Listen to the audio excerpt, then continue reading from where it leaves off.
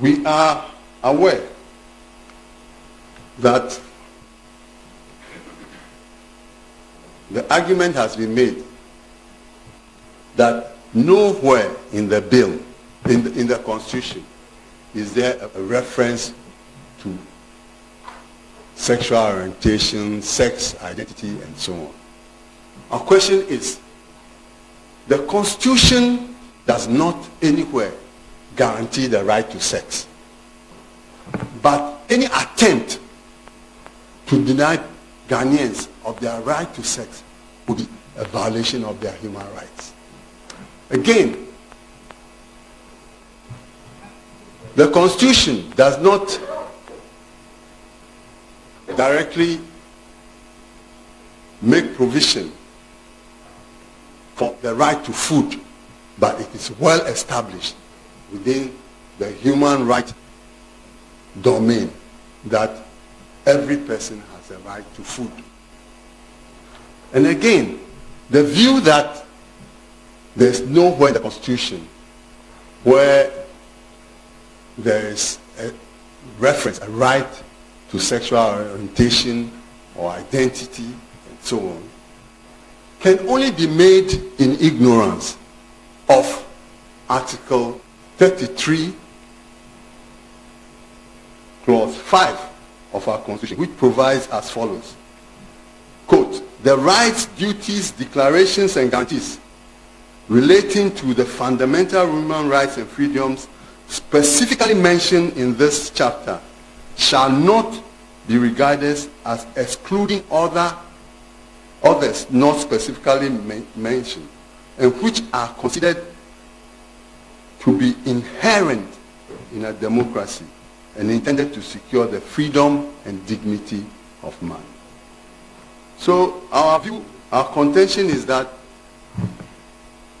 this article, this very important article, provides a broad space for recognition of other fundamental human rights that are not specifically mentioned in the Constitution. And therefore, the argument that the right to sexual orientation or identity or expression of LGBTQ people are not guaranteed under the Constitution falls in the face of Article 33, Clause 4.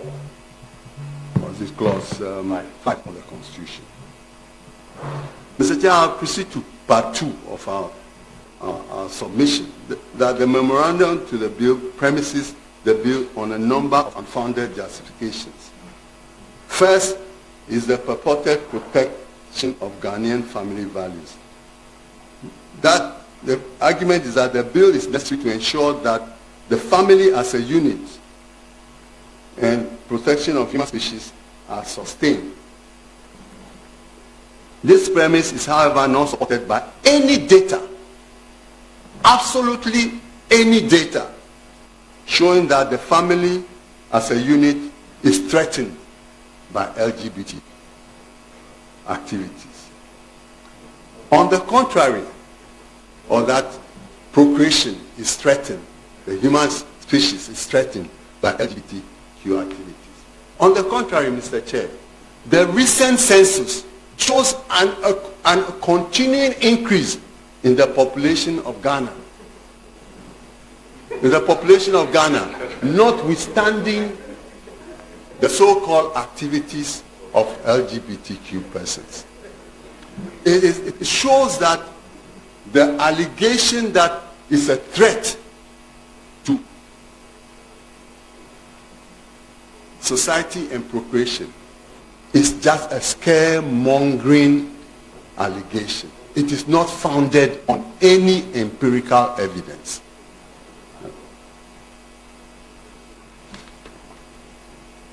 Again,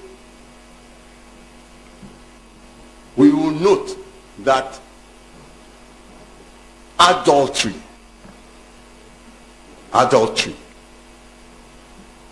and the impregnation of teenagers by heterosexual males constitutes a far graver threat to family as a unit. This is obviously undeniable. Indeed, the idea of, in the bill, that the family is a lifelong relationship or unit is clearly contradicted by the persistent and regular divorces that are lawful under the laws of Ghana.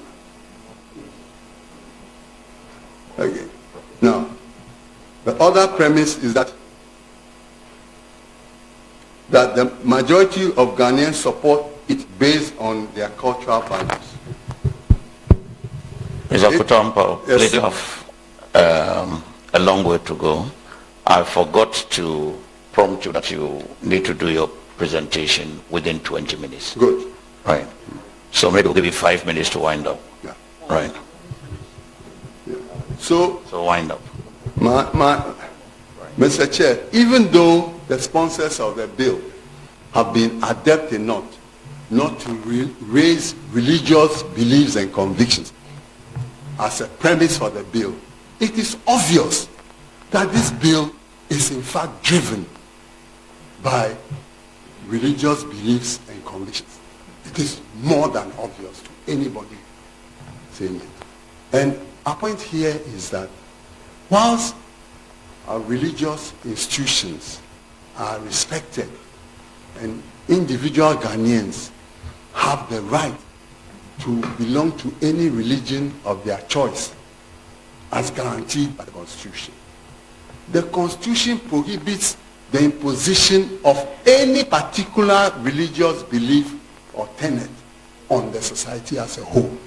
Because Ghana is neither a Christian theocracy nor an Islamic republic or a traditional kingdom or chiefdom.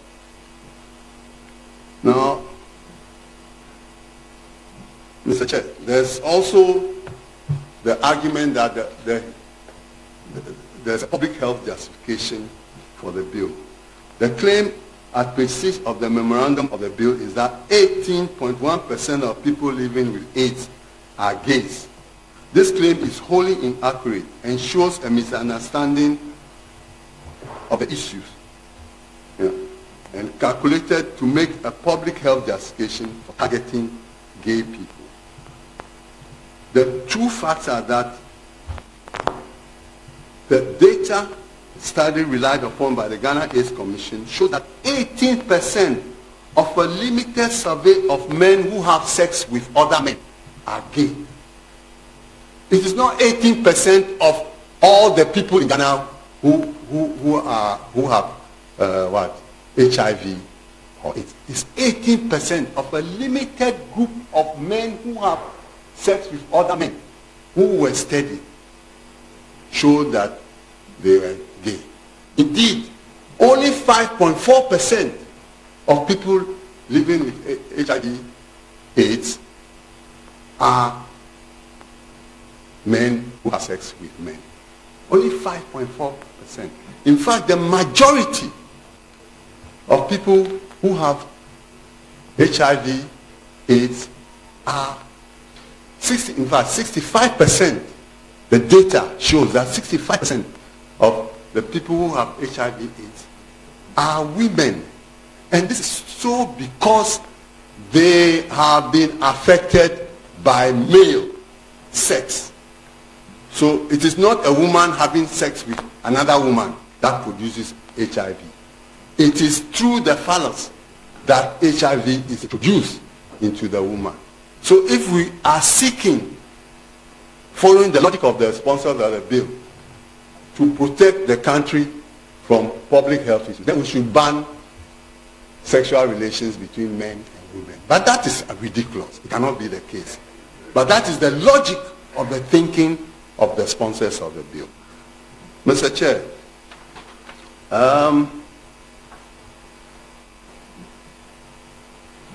we note that in clauses 18 and 22, the sponsors of the bill seek to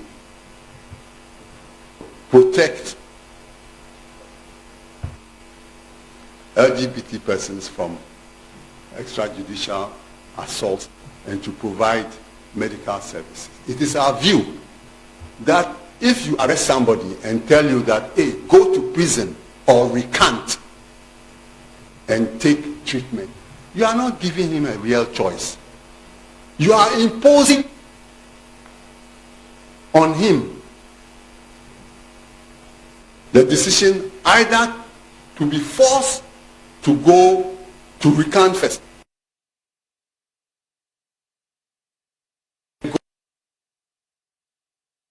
when we cannot want to be doing complex exercises of treatment of LGBT people. So that is not freedom. Secondly, we are saying that the attacks that have followed the introduction of the bill on LGBTQ community all over have been met with an eerie silence by the sponsors who are telling us that they are passing the bill to protect them. We have not heard any condemnation from them, not from the churches, not from the mosques. We think that that is unfortunate. And it exposes the hypocrisy of those provisions of the bill. Because we really do know that the Ghana police, without any education about the rights of LGBTQ people, if you're an LGBT person, you go to the police, knowing the tradition, they are not going to pursue with any seriousness any such complaint. Mr. Chair, I would leave the issue of the absurdity of the provisions of the bill for now and conclude by saying that we have demonstrated that the egregious forms in which the bill violates the provisions of the Constitution, especially the fundamental human rights provisions thereof. We have also shown that given the undisputed and significant charges that the bill imposes on the consolidated fund or any public funds, this bill cannot be introduced in Parliament by private members. We have shown further that the foundations for the introduction of the bill are set out in the memorandum have no empirical basis, not supported by any empirical evidence apart from the palpably wrong evidence that 18.1% of the people living with HIV/AIDS are homosexual. Even that data that they sought to use is proven to be false data. We have further shown that the bill conflates and collapses different subjects and persons as LGBTQ persons. For instance, an intersex person, why do you put him in LGBTQ? Somebody who is born. In fact, they say that everybody when he's born at birth is either male or female. And yet they recognize that there are people who are intersex. And yet the bill targets intersex people. How? Because that's how they are born. Mr. Chair, finally, by the very provisions of the bill, it stokes hate, intolerance, bigotry, and violence against a small and vulnerable minority community in our society. Now, the bill takes away the democratic rights of every Ghanaian because it doesn't only target LGBTQ people. It imposes, for instance, on teachers, parents, even judges, independent constitutional bodies, and so on and so forth, the duty to enforce this bill, even if they do not agree with it, even if they do not agree with the totalitarian thinking that drives this bill. It forces judges to comply with the bill, even if the judge takes the view that the bill is contrary to the Constitution.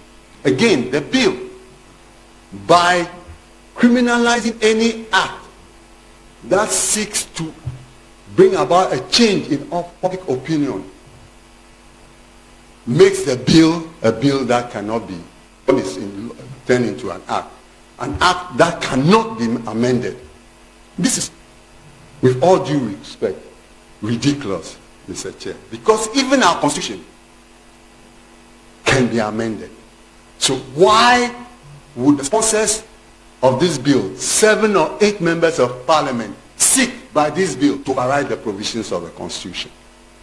Why do they seek? Because if the bill is passed into act, the only way it can be amended is by advocating for change of the bill. And that the bill makes a criminal offense.